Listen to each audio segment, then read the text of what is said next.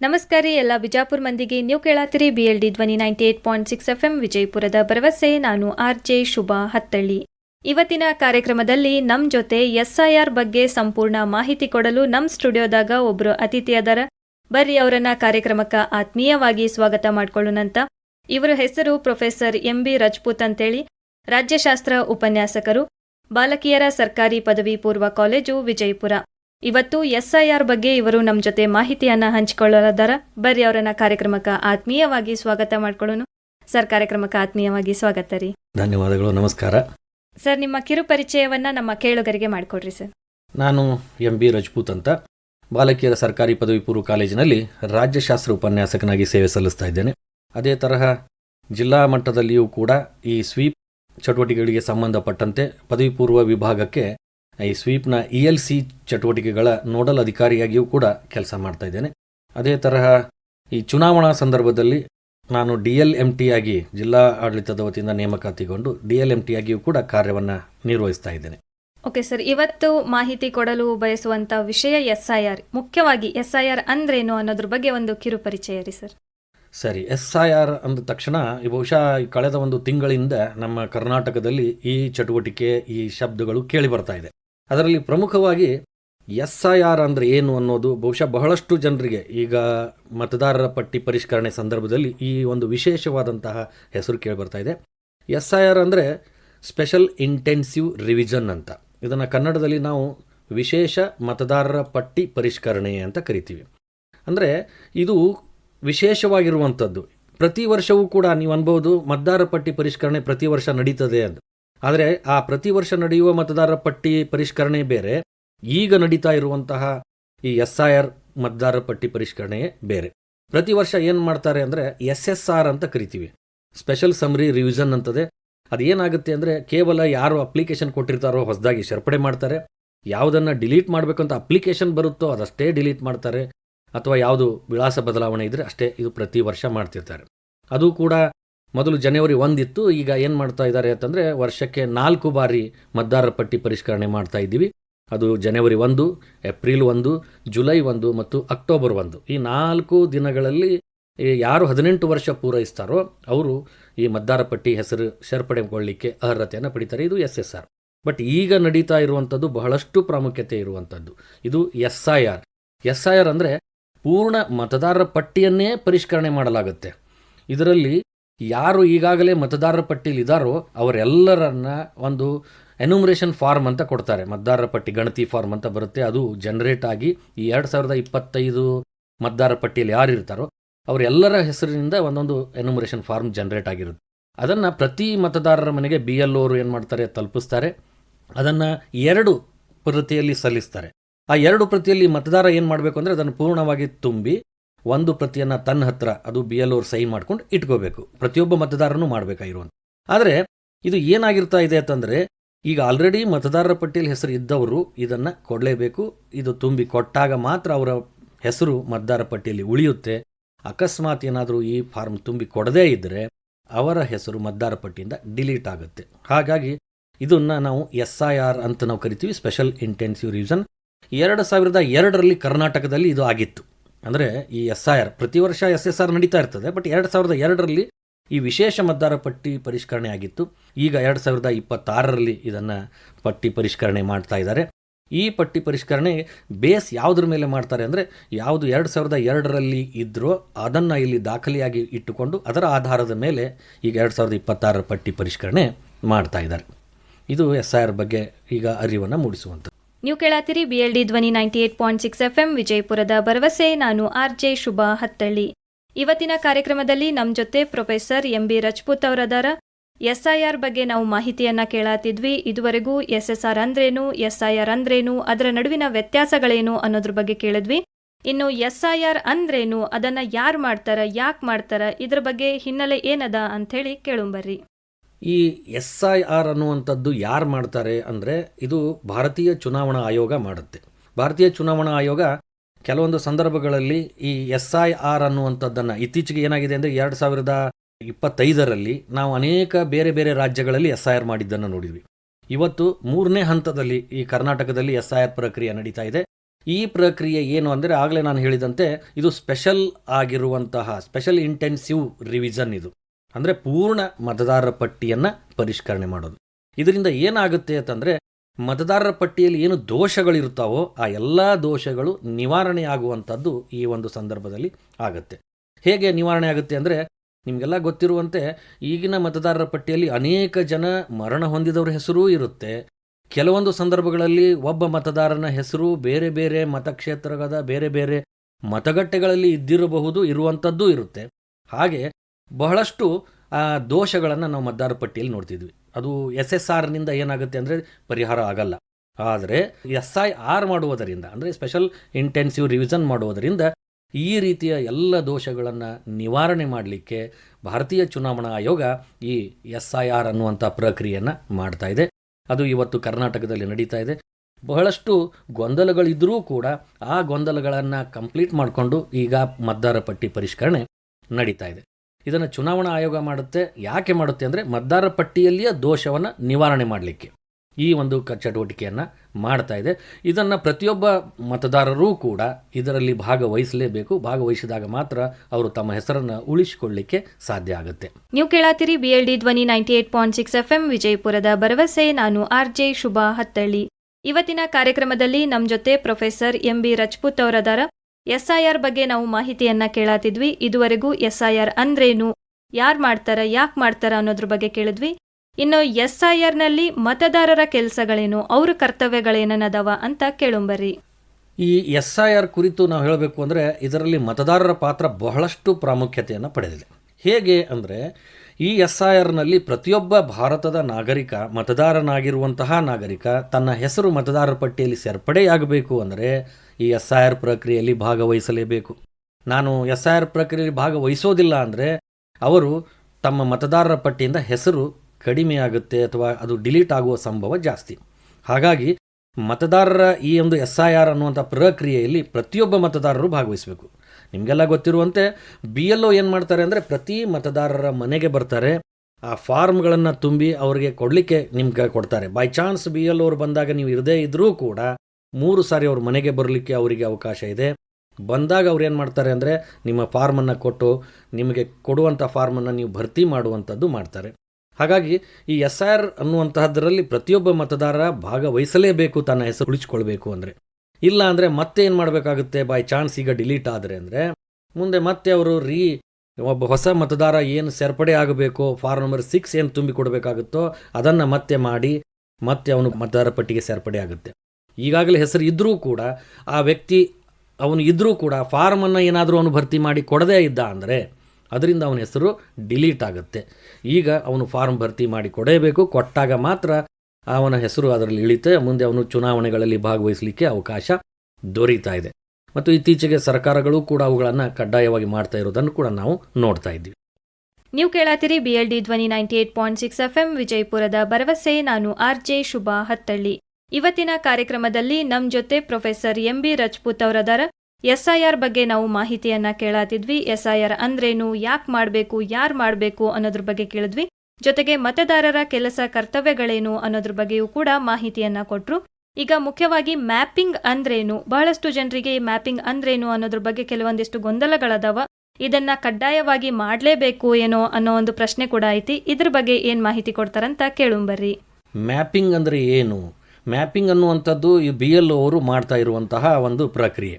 ಇದು ಯಾಕೆ ಈ ಶಬ್ದವನ್ನು ಉಪಯೋಗಿಸ್ತಾರೆ, ಇದು ಏನು ಇಂಪಾರ್ಟೆಂಟ್ ಆಗಿದೆ ಅಂತಂದರೆ, ಮ್ಯಾಪಿಂಗ್ ಅನ್ನುವಂಥದ್ದು 2002 ಮತ್ತು 2025 ಮತದಾರರ ಪಟ್ಟಿಯನ್ನು ಹೊಂದಿಸುವಂತಹ ಕಾರ್ಯವನ್ನು ಮಾಡ್ತಾರೆ. ಯಾರು 2002ರಲ್ಲಿ ಮತದಾರರಾಗಿದ್ದಾರೋ ಅವರು 2025ರಲ್ಲಿಯೂ ಕೂಡ ಮತದಾರರಾಗಿದ್ದರೆ ಅಲ್ಲಿ ಅವರು 2002ರಲ್ಲಿ ಎಲ್ಲಿದ್ದರು ಅನ್ನೋದರ ಕುರಿತು, ಈಗಿನ ಇದ್ದುದರ ಕುರಿತು ಅವ್ರು ಏನು ಮಾಡ್ತಾರೆ ಅಂದರೆ ಮ್ಯಾಪಿಂಗ್ ಮಾಡ್ತಾರೆ. ಇದೇ ಮ್ಯಾಪಿಂಗ್ ಅನ್ನುವಂಥ ಪ್ರಕ್ರಿಯೆ. ಇದರಿಂದ ಏನಾಗುತ್ತೆ ಅಂದರೆ ಅವರು ಸುಲಭವಾಗಿ ತಮ್ಮ ಹಕ್ಕನ್ನು, ಮತದಾರರ ಹೆಸರನ್ನು ಪಟ್ಟಿಯಲ್ಲಿ ಉಳಿಸಿಕೊಳ್ಬಹುದು, ಮ್ಯಾಪಿಂಗ್ ಸರಿಯಾಗಿ ಆಗಿದ್ದು ಕರೆಕ್ಟಾಗಿ ಆಗಿದ್ರೆ ಅಂತ. ಇಲ್ಲಿ ಮ್ಯಾಪಿಂಗ್ ಅನ್ನುವಂಥದ್ದು ಬಹಳಷ್ಟು ಪ್ರಮುಖ.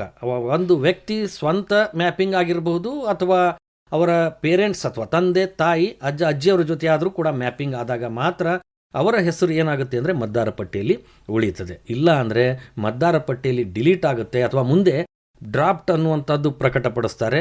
ಆ ಡ್ರಾಫ್ಟ್ನಲ್ಲಿ ಅವ್ರ ಹೆಸರು ಬಂದರೂ ಕೂಡ ಅವರಿಗೆ ಏನಾಗುತ್ತೆ ಅಂದರೆ ಇವರು ಏನು ಮಾಡ್ತಾರೆ, AERO ಮತ್ತು ERO ಅವರು ಅವರಿಗೆ ನೋಟಿಸ್ ಇಶ್ಯೂ ಮಾಡ್ತಾರೆ. ನೋಟಿಸ್ದಲ್ಲಿ ಅವ್ರು ಏನು ಮಾಡಬೇಕಾಗುತ್ತೆ ಅಂದರೆ ದಾಖಲೆಗಳನ್ನು ಕೊಡಬೇಕಾಗುತ್ತೆ. ಯಾರು ದಾಖಲೆಗಳನ್ನು ಕೊಡಬೇಕು ಅಂದರೆ ಯಾರ್ದು ಮ್ಯಾಪಿಂಗ್ ಆಗಿಲ್ವೋ ಅವರು ದಾಖಲೆಗಳನ್ನು ಕೊಡಬೇಕಾಗುತ್ತೆ.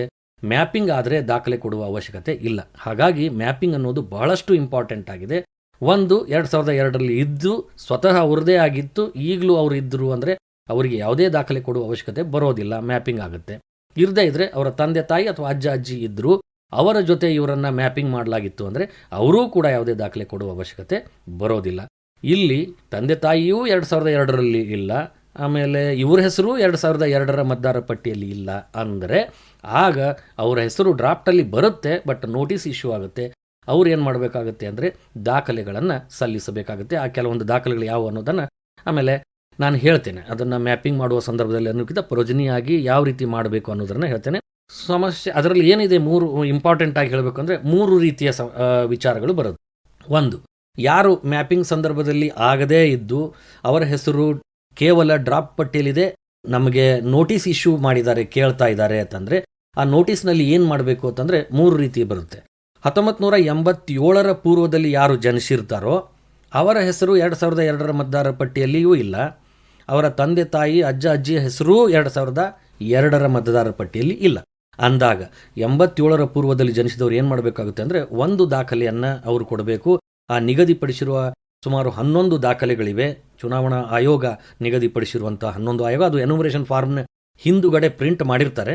ಅದರಲ್ಲಿಯ ಒಂದು ದಾಖಲೆಯನ್ನು 87 ಬಿಫೋರ್ ಜನಿಸಿದವರು ಅಂದರೆ 87 ಪೂರ್ವದಲ್ಲಿ ಜನಿಸಿದವರು ಒಂದು ದಾಖಲೆ, ಅದು ಅವರ ಡೇಟ್ ಆಫ್ ಬರ್ತ್ಗೆ ಸಂಬಂಧಪಟ್ಟಂತೆ ಮತ್ತು ರೆಸಿಡೆನ್ಷಿಯಲ್ ಪ್ರೂಫ್ಗೆ ಸಂಬಂಧಪಟ್ಟಂತೆ ಒಂದು ದಾಖಲೆಯನ್ನು ಸಲ್ಲಿಸಿದರೆ ಸಾಕು, ಅವರ ಹೆಸರು ಮತದಾರ ಪಟ್ಟಿಯಲ್ಲಿ ಕಂಟಿನ್ಯೂ ಆಗುತ್ತೆ. ಯಾರ್ದು? 87 ಬಿಫೋರ್.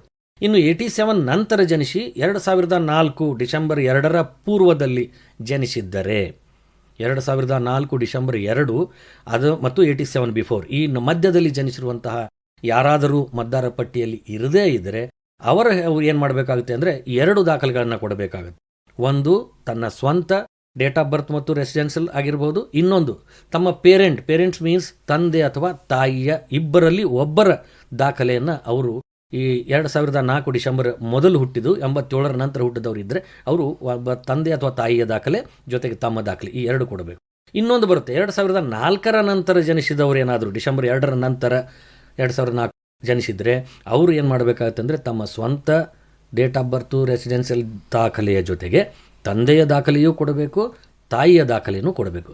ಹೀಗೆ 3 ರೀತಿಯ ವಿಚಾರಗಳನ್ನು ಈ ಮ್ಯಾಪಿಂಗ್ನಲ್ಲಿ ಆಗಿರದೇ ಇದ್ದರೆ ಅವರ ಹೆಸರು ಮತದಾರ ಪಟ್ಟಿಯಲ್ಲಿ ಉಳಿದುಕೊಳ್ಬೇಕಾದ್ರೆ ಈ ರೀತಿಯ ದಾಖಲೆಗಳನ್ನು ಅವರು ಕೊಡಬೇಕಾಗತ್ತೆ. ನೀವು ಕೇಳತ್ತೀರಿ BLD ಧ್ವನಿ 98.6 FM ವಿಜಯಪುರದ ಭರವಸೆ. ನಾನು RJ ಶುಭಾ ಹತ್ತಳ್ಳಿ. ಇವತ್ತಿನ ಕಾರ್ಯಕ್ರಮದಲ್ಲಿ ನಮ್ಮ ಜೊತೆ ಪ್ರೊಫೆಸರ್ MB ರಜಪೂತ್ ಅವರದಾರ. ಇದುವರೆಗೂ ನಾವು SIR ಅಂದ್ರೇನು, ಅದನ್ನ ಯಾರು, ಯಾಕೆ, ಯಾವಾಗ ನಡೆಸ್ತಾರ ಅನ್ನೋದ್ರ ಬಗ್ಗೆ ಕೇಳಿದ್ವಿ. ಜೊತೆಗೆ ಮತದಾರರ ಕೆಲಸ ಮತ್ತು ಕರ್ತವ್ಯಗಳೇನೇನದವ ಅದ್ರ ಬಗ್ಗೆಯೂ ಕೂಡ ಮಾಹಿತಿಯನ್ನ ತಿಳ್ಕೊಂಡ್ವಿ. ಜೊತೆಗೆ ಮ್ಯಾಪಿಂಗ್ ಅಂದ್ರೇನು, ಅದು ಕಡ್ಡಾಯವೇ ಅನ್ನೋ ಒಂದು ಪ್ರಶ್ನೆಗೆ ಕೂಡ ಅನೇಕ ರೀತಿಯಾದ ಮಾಹಿತಿಗಳನ್ನ ಕೊಟ್ರು. ಈಗ ಪ್ರೊಜನಿ ಅಂದ್ರೇನು, ಅದ್ರ ಬಗ್ಗೆ ಏನೆಲ್ಲ ಮಾಹಿತಿಗಳದವಂತ ಕೇಳುಂಬರ್ರಿ. ಪ್ರೊಜನಿ ಈ ಒಂದು ಶಬ್ದವೂ ಕೂಡ ಇತ್ತೀಚೆಗೆ ಬಹಳಷ್ಟು ಕೇಳ್ತಾ ಇದ್ದಾರೆ. BLOಗಳು ಮನೆಗೆ ಬಂದಾಗ ನಿಮ್ಮ ಮತದಾರ ಪಟ್ಟಿ ಕೊಟ್ಟಾಗ ಅವರು ಕೇಳ್ತಾರೆ, ದಾಖಲೆಯನ್ನು ಕೇಳುವ ಸಂದರ್ಭದಲ್ಲಿ ಪ್ರೊಜನಿ ಅನ್ನುವಂಥದ್ದು ಮಾಡಿದ್ರು ಅಂದರೆ ದಾಖಲೆ ಅಲ್ಲಿ ಉಳಿಯುವಂಥದ್ದು. ಅದಕ್ಕೆ ಪ್ರೊಜನಿ ಅಂದರೆ ಏನು? ಪ್ರೊಜನಿ ಅಂದರೆ ಈಗ ನನ್ನ ಹೆಸರು 2002 ಮತದಾರ ಪಟ್ಟಿಯಲ್ಲಿ ಇಲ್ಲ, ಆದರೆ ನಂದು 2025 ಮತದಾರ ಪಟ್ಟಿಯಲ್ಲಿ ನನ್ನ ಹೆಸರಿದೆ. ಹಾಗಾದರೆ ನಾನು ನೇರವಾಗಿ ಮತದಾರ ಪಟ್ಟಿಯಲ್ಲಿ ಉಳಿಬೇಕು ಅಂದರೆ ನಾನು 2002 ಮತದಾರರ ಪಟ್ಟಿಯಲ್ಲಿ ಇರುವಂತಹ ತಂದೆ ಅಥವಾ ತಾಯಿ ಅಥವಾ ಅಜ್ಜ ಅಥವಾ ಅಜ್ಜಿ ಈ 4ರಲ್ಲಿ ಯಾರ ಜೊತೆಗಾದರೂ ನನ್ನ ಪ್ರೊಜನಿ ಮಾಡಿಸ್ಕೋಬೇಕು. ಅಂದರೆ ಸಂತತಿ ಅಂತ, ಪ್ರೊಜನಿ ಮೀನ್ಸ್ ಸಂತತಿ ಅಂತ ಅರ್ಥ. ಅವರ ಜೊತೆ ಅವರ ಸಂತತಿಯನ್ನೇ ನಾನು ಅನ್ನುವ ರೀತಿ ಪ್ರೊಜನಿ ಮಾಡ್ಕೋಬೇಕಾಗುತ್ತೆ. ಅವರ ಹೆಸರು 2002ರಲ್ಲಿ, ಸ್ವಂತ ಹೆಸರು 2002 ಮತದಾರ ಪಟ್ಟಿಯಲ್ಲಿ ಇಲ್ಲ, ಸರಿ, ಓಕೆ, ನೋ ಪ್ರಾಬ್ಲಮ್. ಆದರೆ ಅವರ ತಂದೆ ಇದ್ದಾರೆ 2002 ಮತದಾರ ಪಟ್ಟಿಯಲ್ಲಿ ಅಂದಾಗ ತಂದೆಯ ಒಂದು ಮಾಹಿತಿಯನ್ನು ನಾವು ಪ್ರೊಜನಿಯಾಗಿ ಬಳಸಿಕೊಳ್ಳಬಹುದು. ಇದರಿಂದ ಏನಾಗುತ್ತೆ ಅಂದರೆ ನಾವು ಬೇರೆ ಯಾವುದೇ ದಾಖಲೆ ಕೊಡುವ ಅವಶ್ಯಕತೆ ಇಲ್ಲ. ಕೇವಲ ನಾವು ಆ ಪ್ರೊಜನಿ ಅನ್ನುವಂಥ ಮಾಹಿತಿ ಸರಿಯಾಗಿ ತುಂಬಿಕೊಟ್ವಿ ಅಂದರೆ ನಮ್ಮ ಹೆಸರು ಏನಾಗುತ್ತೆ, ಯಾವುದೇ ದಾಖಲೆ ಇಲ್ಲದೆ ಮತದಾರ ಪಟ್ಟಿಯಲ್ಲಿ ಉಳಿಯುತ್ತೆ.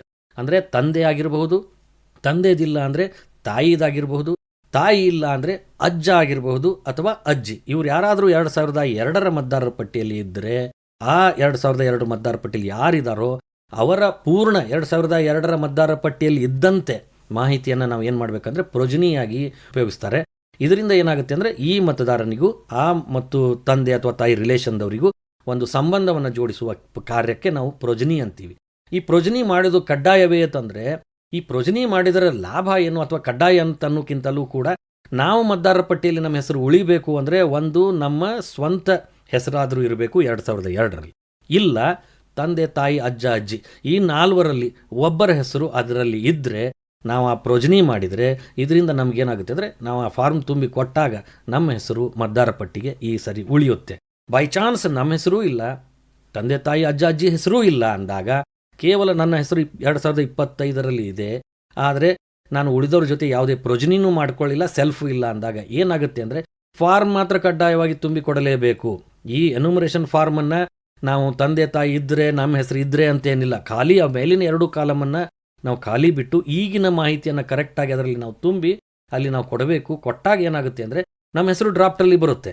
ಆದರೆ ನಂತರ ನಮಗೆ ಒಂದು BLO ಅವ್ರ ಮೂಲಕ ERO ಏನು ಕಳಿಸ್ತಾರೆ ಅಂದರೆ ನೋಟಿಸ್ ಕಳಿಸ್ತಾರೆ. ಆ ನೋಟಿಸ್ನಲ್ಲಿ ನಾವು ಏನು ಮಾಡಬೇಕಾಗುತ್ತೆ ಅಂದರೆ ಆಗಲೇ ನಾನು ಹೇಳಿದಂತೆ 87ರ ಪೂರ್ವದಲ್ಲಿ ಇದ್ದರೆ 1 ದಾಖಲೆ, 87ರ ನಂತರ 2004ರ ಒಳಗಿದ್ದರೆ 2 ದಾಖಲೆ, ಅಥವಾ 2004ರ ನಂತರ ಜನಿಸಿದವರಾಗಿದ್ದರೆ 3 ದಾಖಲೆಗಳನ್ನು ನಾವು ಕೊಟ್ಟಾಗ ಮಾತ್ರ ನಮ್ಮ ಹೆಸರು ಕಂಟಿನ್ಯೂ ಆಗುತ್ತೆ. ಹೀಗೆ ಪ್ರೊಜನಿ ಅನ್ನೋದು ಬಹಳಷ್ಟು ಪ್ರಾಮುಖ್ಯತೆಯನ್ನು ಪಡೀತದೆ. ಯಾರ ಜೊತೆ ನಾವು ಪ್ರೊಜನಿ ಮಾಡ್ಕೋತೀವೋ ಅವರ ಹೆಸರು ಅಂದರೆ ಅವ್ರು ಯಾರಾಗಿರಬೇಕು, ಬೇರೆ ಯಾರಿಗೂ ಮಾಡಲಿಕ್ಕಾಗಲ್ಲ. ಪ್ರೊಜನಿ ಅನ್ನೋದು ಕೇವಲ ತಂದೆ ತಾಯಿ ಅಜ್ಜ ಅಜ್ಜಿ ಈ 4ರನ್ನು ಹೊರತುಪಡಿಸಿದರೆ ಬೇರೆಯವ್ರ ಜೊತೆ ಪ್ರೊಜನಿ ಮಾಡ್ಕೊಳ್ಳಿಕ್ಕೆ ಸಾಧ್ಯ ಇಲ್ಲ. ನಾವೇನಾದರೂ ಚಿಕ್ಕಪ್ಪ ಚಿಕ್ಕಮ್ಮ ಅಥವಾ ಮಾಮ ಮಾಮಿ ಈ ರೀತಿ ಜೊತೆ ನಾವು ಪ್ರೊಜನಿ ಮಾಡ್ಕೋತೀವಿ ಅಂದರೆ ಅದು ಅಲ್ಲಿ ಹೊಂದಿಕೆ ಆಗಲ್ಲ. ಅದು ಏನಾಗುತ್ತೆ ಅಂದರೆ ನೋಟಿಸ್ ಇಶ್ಯೂ ಆಗೋದೆ.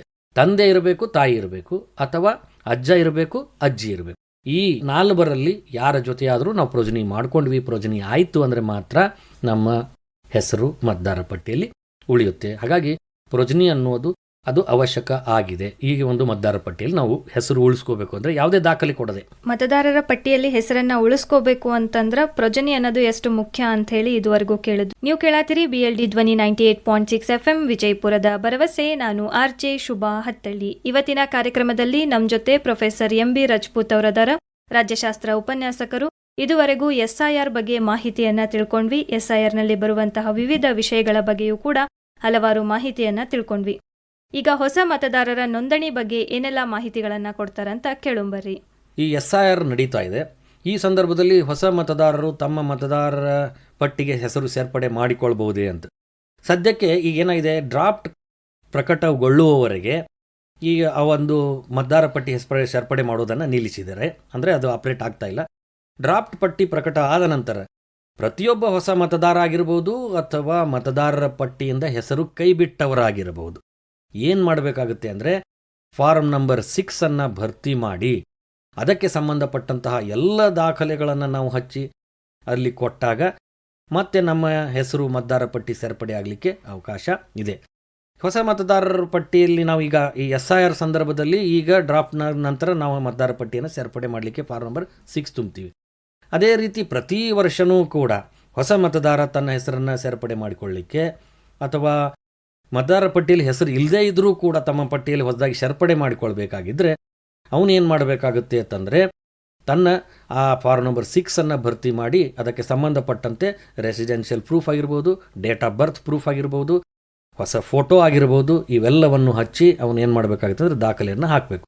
ಇದಕ್ಕೆ ಅನೇಕ ಅವಕಾಶಗಳು, ಮ್ಯಾನ್ಯುವಲಿನೂ ನೀವು ಹಾರ್ಡ್ ಕಾಪಿ ಮೂಲಕವೂ ಕೊಡ್ಬೋದು BLOಗೆ, ಇಲ್ಲ ಆನ್ಲೈನ್ನಲ್ಲಿ ECI ನೆಟ್ ಅನ್ನುವಂತಹ ಒಂದು ಆ್ಯಪ್ ಇದೆ. ಆ ಆ್ಯಪ್ ಮೂಲಕ ವೆಬ್ಸೈಟ್ ಮೂಲಕ ನೀವು ಫಾರ್ಮ್ ನಂಬರ್ 6 ಭರ್ತಿ ಮಾಡಬಹುದು.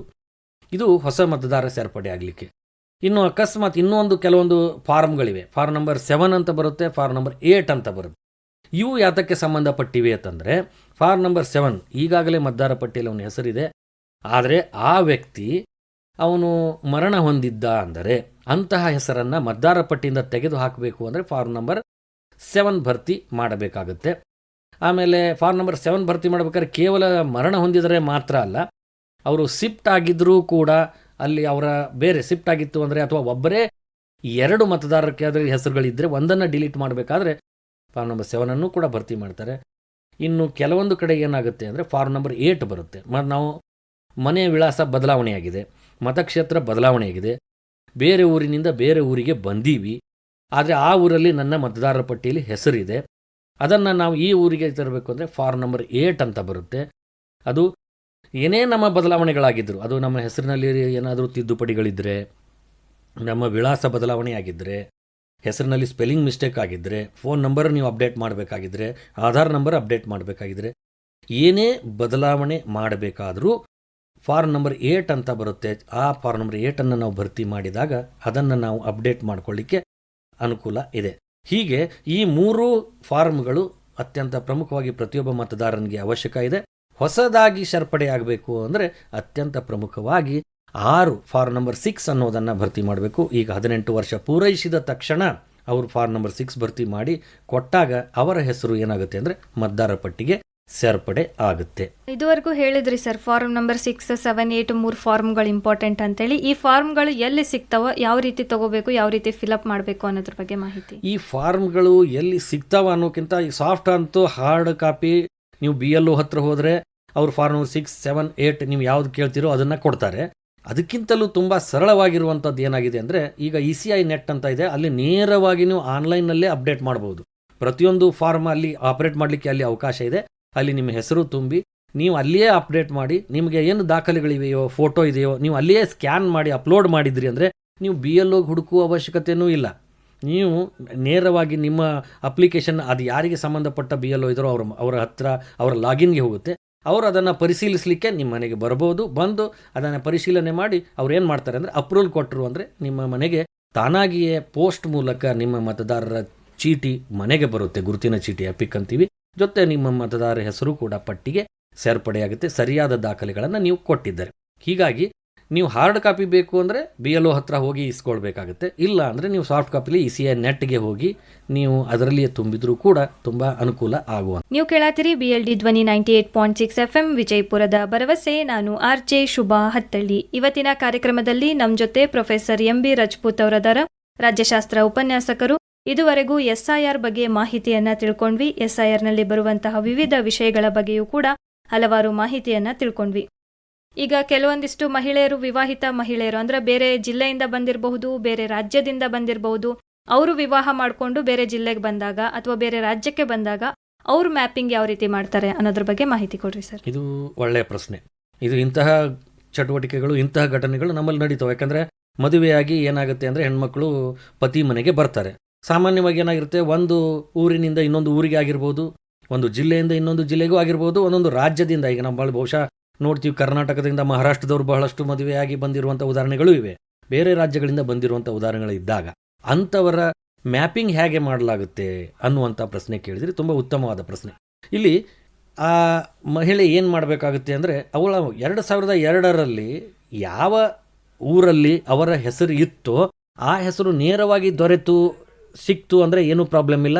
ನೇರವಾಗಿ ಅವರಿಗೆ ಮ್ಯಾಪಿಂಗ್ ಒಳಪಡಿಸಲಾಗುತ್ತೆ ಸೆಲ್ಫ್ನಲ್ಲಿ. ಅಂದರೆ ಅವ್ರದ್ದೇ 2002ರಲ್ಲಿ ಒಂದು ಊರಲ್ಲಿ ಹೆಸರಿತ್ತು, ಈಗ ಅವರು ಇಲ್ಲಿ ಬಂದಿದ್ದಾರೆ, ಈಗ ನಾವು ಮ್ಯಾಪಿಂಗ್ ಮಾಡ್ಕೊಳ್ತಾ ಇದ್ದೀವಿ ಅಂದಾಗ 2002ರ ಹೆಸರು ಅವ್ರದ್ದೇ ಆಗಿತ್ತು ಅಂದರೆ ಅಲ್ಲಿಯ ಹೆಸರಿನ ಜೊತೆ ಮ್ಯಾಪ್ ಮಾಡಲಾಗುತ್ತೆ. ಇನ್ನು ಎರಡನೇದ್ದು, ಅವ್ರ ಹೆಸರು ಇರಲಿಲ್ಲ, ಅವಾಗ ಅವರು ಚಿಕ್ಕವರಾಗಿದ್ದರು, ಆದರೆ ಈಗ ದೊಡ್ಡವರಾದ್ಮೇಲೆ ಮದುವೆಯಾಗಿ ಈ ಕಡೆ ಬಂದಿದ್ದಾರೆ. ಹಾಗಾದರೆ ಅವ್ರದ್ದು ಯಾವ ರೀತಿ ಮ್ಯಾಪಿಂಗ್ ಮಾಡಬೇಕು ಅಂದರೆ, ಅವರ ಮ್ಯಾಪಿಂಗ್ ಮಾಡಬೇಕಾದ್ರೆ ಅವರ ತಂದೆ, ಅವರ ತಾಯಿ, ಅವರು ಯಾವುದೇ ಜಿಲ್ಲೆಯಲ್ಲಿ ಇರ್ಬೋದು, ಯಾವುದೇ ರಾಜ್ಯದಲ್ಲಿ ಇರ್ಬೋದು, ಆ ಮಾಹಿತಿಯನ್ನು ನಾವು ಈ ಪ್ರೊಜನಿ ಅನ್ನುವಂಥದ್ರಲ್ಲಿ ಮ್ಯಾಪಿಂಗ್ನಲ್ಲಿ ನಾವು ಮಾಡ್ಕೊಂಡ್ವಿ ಅಂದರೆ ಆಗ ನಮ್ಮ ಮತದಾರರ ಹೆಸರು ಉಳಿಯುತ್ತೆ. ಈ ಕಾರಣದಿಂದ ಮತ್ತು ಇನ್ನೊಂದು ನೆಕ್ಸ್ಟ್ ಪ್ರಶ್ನೆ ನಾವು ಕೇಳ್ಬೋದು, ಆವಾಗ ಮತದಾರರ ಆ ಪತಿ ಜೊತೆ ಅವರನ್ನು ಮ್ಯಾಪಿಂಗ್ ಮಾಡಬಹುದೇ ಅಂತ. ಯಾಕಂದರೆ ಪತಿ ಜೊತೆ ಮ್ಯಾಪಿಂಗ್ ಮಾಡೋಕ್ಕೆ ಆಗಲ್ಲ. ಈಗ ಪತಿ ಹೆಸರು 2025ರಲ್ಲಿದೆ, ಪತ್ನಿಯ ಹೆಸರು 2025ರಲ್ಲಿದೆ. ಪತಿ ಹೆಸರು 2025ರಲ್ಲಿದೆ, ಅವ್ರ ಮನೆಯವರು ಅಂಥೇಳಿ ನಾವು ಏನಾದರೂ ಅವ್ರನ್ನ ಮ್ಯಾಪಿಂಗ್ ಮಾಡೋಕ್ಕೆ ಬರುತ್ತಾ ಅಂದರೆ 2025ರಲ್ಲಿ ಇರುವಂತಹ ಹೆಸರುಗಳನ್ನು ಅವ್ರ ಜೊತೆ ಮ್ಯಾಪಿಂಗ್ ಮಾಡೋಕ್ಕೆ ಬರೋಲ್ಲ. ಅಂದರೆ ಪತಿ ಜೊತೆ ಮ್ಯಾಪಿಂಗ್ ಮಾಡೋಕ್ಕೆ ಬರೋಲ್ಲ. ಏನೇ ಮ್ಯಾಪಿಂಗ್ ಆದರೂ ಕೂಡ ಅದು ಯಾವ ರೀತಿಯಾಗಿ ಬರುತ್ತೆ ಅಂದರೆ, ಒಂದು ಸ್ವಂತ ಮ್ಯಾಪಿಂಗ್ ಆಗಬೇಕು ಅಂದರೆ ಸೆಲ್ಫ್ನಲ್ಲಿ, ಇಲ್ಲ ಅಂದರೆ ತಂದೆ, ತಾಯಿ, ಅಜ್ಜ, ಅಜ್ಜಿ, ಈ 4ರಲ್ಲಿ ಒಬ್ಬರ ಜೊತೆ ಅವ್ರದ್ದು ಮ್ಯಾಪಿಂಗ್ ಆಗುತ್ತೆ, ಮ್ಯಾಪಿಂಗ್ ಮಾಡ್ಬೋದು. ಪತಿ ಜೊತೆ ಮಾತ್ರ ಅವರನ್ನು ಮ್ಯಾಪಿಂಗ್ ಮಾಡಲಿಕ್ಕೆ ಅವಕಾಶ ಇಲ್ಲ. ಹಾಗಾಗಿ ಯಾವುದೇ ರಾಜ್ಯದಲ್ಲಿರಲಿ, ಆ ರಾಜ್ಯದಲ್ಲಿ ಅವರ ಮತದಾರ ಪಟ್ಟಿಯಲ್ಲಿ ಹೆಸರು ಇತ್ತು ಅಂದರೆ 2002ರಲ್ಲಿ, ಈಗ ಇಲ್ಲಿ ಅಂದರೆ ಕರ್ನಾಟಕದಲ್ಲಿ ನಡೀತಾ ಇದ್ದ SIR ಜೊತೆ ನಾವೇನು ಮಾಡ್ಬೋದು ಅಂದರೆ ಮ್ಯಾಪಿಂಗ್ ಮಾಡಬಹುದಾಗಿದೆ. ಇದುವರೆಗೂ SIR ಬಗ್ಗೆ ಅನೇಕ ರೀತಿಯಾದ ಮಾಹಿತಿಗಳನ್ನು ತಿಳಿಸ್ಕೊಟ್ರಿ ಸರ್. ಒಟ್ಟಾರೆಯಾಗಿ ನಮ್ಮ ಕೇಳುಗರಿಗೆ ಏನು ಹೇಳಕ್ಕೆ ಇಷ್ಟಪಡ್ತೀರಿ ಸರ್? SIR ಅನ್ನುವಂಥದ್ದರಲ್ಲಿ ಬಹಳಷ್ಟು ಭಯಪಡುವ ಅವಶ್ಯಕತೆ ಇಲ್ಲ. ಇದು ಏನಾಗಿದೆ ಅಂದರೆ ಇಡೀ ಮತದಾರರ ಪಟ್ಟಿಯನ್ನು ಉತ್ತಮಪಡಿಸುವಂತಹ, ಮತದಾರರ ಪಟ್ಟಿಯಲ್ಲಿಯ ದೋಷಗಳನ್ನು ನಿವಾರಿಸುವಂತಹ, ಮತದಾರರ ಪಟ್ಟಿಯಲ್ಲಿ ಅರ್ಹರು ಮಾತ್ರ ಮತದಾರರ ಪಟ್ಟಿಗೆ ಸೇರ್ಪಡೆಯಾಗಬೇಕು, ಅನರ್ಹರು ಮತದಾರರ ಪಟ್ಟಿಯಿಂದ ಹೊರ ಹೋಗಬೇಕು ಅನ್ನುವ ಕಾರಣದಿಂದ ಮಾಡ್ತಾ ಇರುವಂತಹ ಈ SIR ಚಟುವಟಿಕೆ. ಇದಕ್ಕೆ ಏನು ಮಾಡಬೇಕು ಅಂದರೆ ಪ್ರತಿಯೊಬ್ಬ ಭಾರತೀಯ ನಾಗರಿಕ ಮತದಾರ ಇದಕ್ಕೆ ಸ್ಪಂದನೆ ಮಾಡಿ ತನ್ನ ಹೆಸರನ್ನು ಮತದಾರರ ಪಟ್ಟಿಯಲ್ಲಿ ಉಳಿಸಿಕೊಂಡು, ಅಥವಾ ಅದಕ್ಕೆ ಏನಾದರೂ ದಾಖಲೆಗಳು ಬೇಕಿದ್ದರೆ ದಾಖಲೆಗಳನ್ನು ಕೊಟ್ಟು ಮತದಾರರ ಪಟ್ಟಿ ಪರಿಷ್ಕರಣೆಗೆ ಸಹಾಯ ಮಾಡಬೇಕು. ಇದರಿಂದ ಏನಾಗುತ್ತೆ ಅಂದರೆ ಮುಂದಿನ ದಿನಗಳಲ್ಲಿ ಅವನು ಉತ್ತಮವಾದಂತಹ ಸರ್ಕಾರವನ್ನು ಆಯ್ಕೆ ಮಾಡುವ ಹಕ್ಕನ್ನು ಅವನಿಗೆ ದೊರೀತದೆ. ಬೈ ಚಾನ್ಸ್ ಈ ಮತದಾರರ ಪಟ್ಟಿಯಲ್ಲಿ ಅವನ ಹೆಸರು ಬಿಟ್ಟು ಹೋಯಿತು ಅಂದರೆ ಆಗ ಅವನು ತನ್ನ ಮತದಾನದ ಹಕ್ಕನ್ನು ಕಳ್ಕೊಳ್ತಾನೆ. ಇದು ಉತ್ತಮವಾದ ರಾಜಕೀಯ ಹಕ್ಕು. ನಂತರ ಏನು ಮಾಡೋಕ್ಕಲ್ಲ, ಮತ್ತೆ ಫಾರ್ಮ್ ನಂಬರ್ 6 ಭರ್ತಿ ಮಾಡಬೇಕು. ಹಾಗಾಗಿ ಈ SIR ಅನ್ನುವಂಥ ಪ್ರಕ್ರಿಯೆಯನ್ನು ಪ್ರತಿಯೊಬ್ಬರೂ ಸೀರಿಯಸ್ ಆಗಿ ತಗೊಂಡು ಇದನ್ನು ಲೈಟಾಗಿ ತೆಗೆದುಕೊಳ್ಳದೆ ಇದರಲ್ಲಿ ಬರುವಂತಹ BLO ಮನೆಗೆ ಕೊಟ್ಟಿರೋ ಫಾರ್ಮನ್ನು ಕರೆಕ್ಟಾಗಿ ಭರ್ತಿ ಮಾಡಿ ತುಂಬಿ ಆ BLOಗೆ ವಾಪಸ್ ಕೊಡಲೇಬೇಕು. ಒಂದು BLOಗಳು ಯಾರು ಯಾವ ಫಾರ್ಮ್ ವಾಪಸ್ ಕೊಡೋದಿಲ್ವೋ, ಅದರ ಸೈನ್ ಮಾಡಿ ಕೊಡೋದಿಲ್ವೋ ಅವರ ಹೆಸರು ಡ್ರಾಫ್ಟ್ ಪಟ್ಟಿಯಿಂದಲೂ ಕೈ ಬಿಡಲಾಗುತ್ತೆ. ಒಂದು ಅರ್ಥ ಮಾಡ್ಕೊಳ್ಳಿ. ಕೇವಲ ನನ್ನ ಹೆಸರು 2002ರಲ್ಲಿ ಇಲ್ಲ, ನಮ್ಮ ತಂದೆ ತಾಯಿ ಅಜ್ಜಿನೂ ಇಲ್ಲ ಅಂದರೂ ಕೂಡ ಈಗ ನೀವು 2025ರಲ್ಲಿ ಇದ್ದೀರಿ ಅಂದಾಗ 2025ರ ಮೇಲೆ ನಿಮ್ಮ ಹೆಸರು ಮತದಾರ ಪಟ್ಟಿಯಲ್ಲಿ ಉಳಿಯೋದಿಲ್ಲ. ನೀವು ಫಾರ್ಮ್ ಭರ್ತಿ ಮಾಡಿ ಕೊಟ್ಟಾಗ ಮಾತ್ರ ಉಳಿಯುತ್ತೆ, ಅದು ಡ್ರಾಫ್ಟ್ನಲ್ಲಿ ಉಳಿಯುತ್ತೆ. ಆಗ ಅವರು ನಿಮಗೆ ದಾಖಲೆಗಳನ್ನು ಕೇಳಿ ನೋಟಿಸ್ ಇಶ್ಯೂ ಮಾಡ್ತಾರೆ. ನೀವು ದಾಖಲೆ ಕೊಟ್ರಿ ಅಂದರೆ ನಿಮ್ಮ ಮತದಾರ ಪಟ್ಟಿಯಲ್ಲಿ ಹೆಸರು ಉಳಿಯುತ್ತದೆ. ಇಲ್ಲ ಅಂದರೆ ಏನಾಗ್ತದೆ ಬಿಡಿ ಅನ್ನುವಂಥ ರೀತಿಯಿಂದ ನಾವೇನಾದರೂ ಉಡಾಫೆಯಿಂದ ಈ ಎನ್ಯುಮರೇಷನ್ ಫಾರ್ಮನ್ನು ತುಂಬದೆ ಭರ್ತಿ ಮಾಡದೆ BLOಗೆ ಕೊಟ್ಟದೇ ಇದ್ದರೆ ನಮ್ಮ ಹೆಸರು ಗ್ಯಾರಂಟಿಯಾಗಿ ಮತದಾರ ಪಟ್ಟಿಯಿಂದ ಡಿಲೀಟ್ ಆಗುತ್ತೆ. ಹಾಗಾಗಿ ಪ್ರತಿಯೊಬ್ಬ ನಾಗರಿಕ ಮತದಾರ ಈ ಎನ್ಯುಮರೇಷನ್ ಫಾರ್ಮನ್ನು ನಮ್ಮದು ಪ್ರೊಜನಿ ಆಗಿರಲಿ, ಸೆಲ್ಫ್ ಆಗಿರಲಿ, ಇರದೇ ಇರಲಿ, ಫಾರ್ಮನ್ನು ಮಾತ್ರ ಭರ್ತಿ ಮಾಡಿ ಆ BLOಗೆ ಕೊಡಬೇಕಾದದ್ದು ಅತ್ಯಂತ ಮುಖ್ಯ. ಅದಕ್ಕೆ ಎಲ್ಲರಿಗೂ ನಾನು ಏನು ಹೇಳೋದು ಅಂದರೆ ಎಲ್ಲರೂ ಕೂಡ ಮತದಾರರು ಭಾಗವಹಿಸಿ ಈ ಒಂದು ಫಾರ್ಮನ್ನು ಭರ್ತಿ ಮಾಡಿ ನಿಮಗೆ ಸಂಬಂಧಪಟ್ಟ BLOಗೆ ಕೊಡಬೇಕು ಅಂತ ನಾನು ನಿಮಗೆ ಕೋರಿಕೆಯನ್ನು ಮಾಡ್ತೇನೆ. ಇದುವರೆಗೂ ಕಾರ್ಯಕ್ರಮದಲ್ಲಿ ಭಾಗವಹಿಸಿ ಅನೇಕ ರೀತಿಯಾದ ಮಾಹಿತಿಗಳನ್ನು ನಮ್ಮ ಕೇಳುಗರೊಂದಿಗೆ ಹಂಚಿಕೊಂಡದಕ್ಕೆ ಧನ್ಯವಾದಗಳು sir. Thank you very much. ಇದೇ ರೀತಿ ಮತ್ತೊಬ್ಬ ವಿಶೇಷ ವ್ಯಕ್ತಿಯೊಂದಿಗೆ ನಾನು ಕಾರ್ಯಕ್ರಮದಾಗ ಬರ್ತೀನಿ. ಅಲ್ಲಿ ತನಕ ನೀವು ಕೇಳ್ತೀರಿ BLD ಧ್ವನಿ 98.6 FM. ಇದು ವಿಜಯಪುರದ